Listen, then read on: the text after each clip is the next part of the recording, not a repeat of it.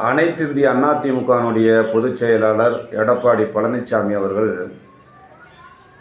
பெண்களுக்கு எதிரான குற்றங்களில் ஈடுபடக்கூடிய நபர்களை கடுமையாக தண்டிக்க வேண்டும் அப்படின்னு கருத்து தெரிவிச்சிருக்கிறார்.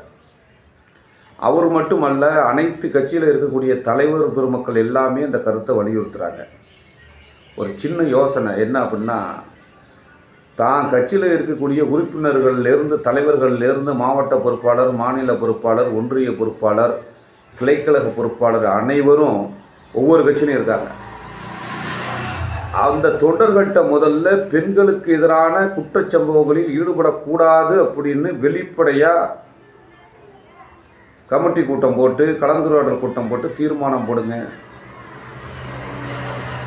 அப்படி ஈடுபடுவோர் மீது கடுமையாக நடவடிக்கை எடுக்கப்படும், அடிப்படை உறுப்பினர் பதவியிலிருந்து நீக்கப்படும்னு தீர்மானம் போடுங்க.